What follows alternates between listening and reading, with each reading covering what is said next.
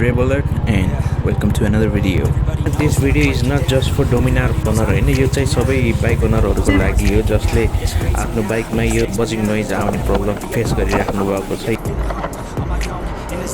ओइरो खाली छौ ए भाइजर को गर्नु के आवाज नआउने गराउनु भाइजरबाट आवाज नआउने गराउनु के मेरो चाहिँ भाइजरबाट सारै आवाज आइरहेको छ सुन भाइ कलर छोपेर यसरी नपटार्दिउँ न मन चस्स हुन्छ सिनेमेटिक सर्ट है सिनेमेटिक सर्ट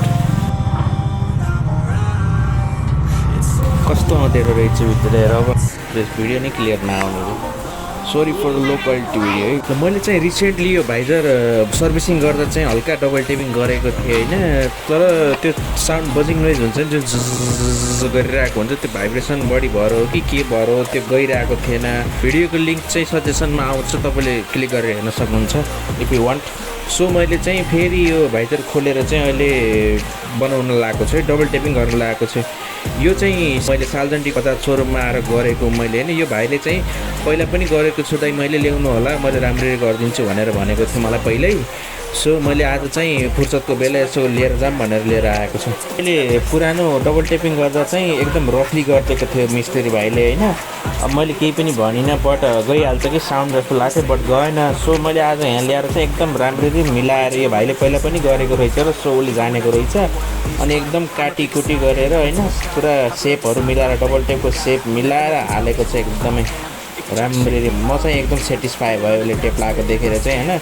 अब लेट्स होप यस्तो टेप लगाएपछि बजिङ नोइज पनि जान्छ होइन एकदम इरिटेट गर्ने के भने अब कतै हिँड्यो कतै यो गऱ्यो होइन गर्छ बाइक पनि थोत्रो बाइक चलाए जस्तो फिल आउँछ कि त्यो बजिङ नोइजले गर्दा पनि होइन। यो मेरो चाहिँ फेरि यो ड्यासबोर्डै थर्र थर्र गर्छ कि त्यस्तो भयो भने फेरि थोत्रो बाइक चलायो भने झैँ फिल आउँछ आफूलाई नि मजा पनि आउँदैन चलाउँदा होइन इरिटेट हुन्छ कि अहिले चाहिँ डबल टेप गरेर भ्याएँ मैले अब हेरौँ फेरि फिटिङ गरेर अब मिस्त्री भाइले चलाएर हेर्छ होइन प्रब्लम सल्भ भयो कि नै भनेर हो। मैले अब त्यहाँभित्र त गरेँ डबल टेप बट यहाँ बाहिर पनि यसको हेडहरूमा मैले लगाइदिएको छु double tape time for testing है ल भाइले काम थापेर टेस्ट गरेँ कन्ट्रोल अब जुन कस्तो डेन्जर आएको हो कि सुपर बाइक जस्तो आउँछ त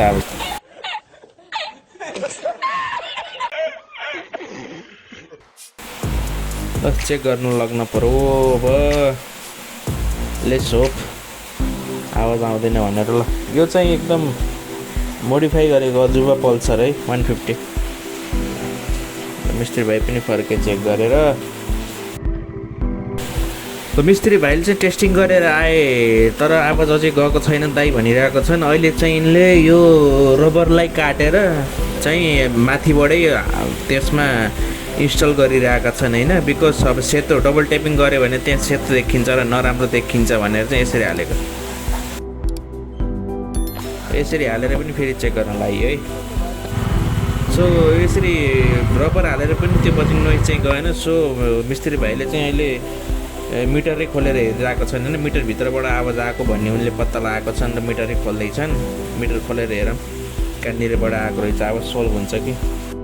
सो मिस्त्री भाइले मिटर चाहिँ खोलेर हेऱ्यो बट मिटरबाट होइन रहेछ आवाज आएको माथिबाट बट तल चाहिँ स्क्रुहरू खोलेर हेर्दा चाहिँ त्यसबाट चाहिँ दुई तिनवटा स्क्रु चाहिँ मिसिङ थियो होइन तलबाट। त्यसको रिजन चाहिँ मैले पहिला चाहिँ ठुलो भाइजर हालेको थिएँ विन्डसिल्ड हालेको थिएँ होइन त्यो विन्डसिल्डले चाहिँ एकदमै हल्लिने गर्थ्यो हाई स्पिडमा। सो त्यो हल्लिँदा चाहिँ स्क्रु लुज भएर झरेको हुनसक्छ त्यो भएर आवाज आइरहेको रहेछ। अब यहाँ फेरि यो यसको फेरि त्यो नट पनि नपाउँदो रहेछ त्यो स्क्रु पनि नपाइने रहेछ। मैले त्यो स्क्रु पाइएको भए हाल्ने थिएँ बट त्यो नपाइएको हुनाले अहिले त्यत्तिकै लगाएर फिट गरिदिएको छन् मिस्त्री भाइले त्यो हालेपछि आवाज बन्द हुन्छ भनेको छन् भाइले। सो मैले चाहिँ अरू केही गरिनँ त्यति डबल टेपिङ गरेर त्यो स्क्रु चाहिँ पाइनँ त्यो स्क्रु नपाएको कारणले मैले स्क्रु लाइनँ। अहिले चाहिँ ह्यान्डल पनि अलिक डक्छ दाइ भनेर त्यो बनाइदिएँ ह्यान्डल अनि चाहिँ बाइक यसो वास गरिदिउँ भनेर लगाएको छु अहिले मैले पानी परिरहेको छ के मौसम त त्यही पनि बाइक यसो गन्दा भयो कि नयाँ बाइक गन्दा हुँदा अलि चित्त बुझ्दैन। सो बाइक पनि धुन लगाएँ मैले चेन पनि यसो साफ गर्न लगाएँ। सो यति गर्दै अब काम सक्नु पर्यो।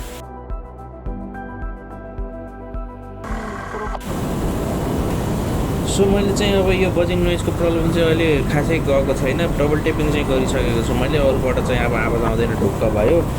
त्यो ड्यासबोर्डबाट चाहिँ आवाज आइरहेको छ। अब लेस हो होइन, अब स्क्रुहरू पाइन्छ कि पाइँदैन, त्यसपछि मैले सर्भिसिङ अर्को नेक्स्ट सर्भिसिङमा चाहिँ त्यो स्क्रुहरू हालेर गराउने छु, यो ड्यासबोर्डको आवाजलाई चाहिँ हटाउने छु। त्यति बेलासम्म मैले त्यो ठुलो विन्डसिल्ड पनि हाल्दैन यसमा, बिकज गर्मीको पनि महिना छ होइन, त्यसले हावा पनि छेकेर अलिक गर्मी नै गराउँछ। सो मैले त्यो पनि निकालेको छु, ह्यान्डगार्ड पनि निकालेको छु। अहिले चाहिँ म फर्किएँ, डबल टेपिङ गरेर मात्रै फर्किएँ। आवाज चाहिँ त्यो बजिङ नोइज चाहिँ सोल्भ भएको छैन अझै। मैले नेक्स्ट सर्भिसमा चाहिँ त्यो स्क्रुहरू ड्यासबोर्डमा लगाएर अनि फेरि तपाईँहरूको सामने एउटा भिडियो हाल्नेछु। So that's it for today guys. Please subscribe, keep supporting होइन, लाइक गरिदिनु होला, सब्सक्राइब गरिदिनु होला, कमेन्ट गरिदिनु होला। If you don't like my videos होइन, डिसलाइक पनि हानेर छोडिदिनु होला। If you want to know something about this bike, अरू कसैको बारेमा जानकारी लिन चाहनुहुन्छ भने you can leave a comment down below. मैले भिडियो बनाउने एकदम कोसिस गर्नेछु। So thank you guys.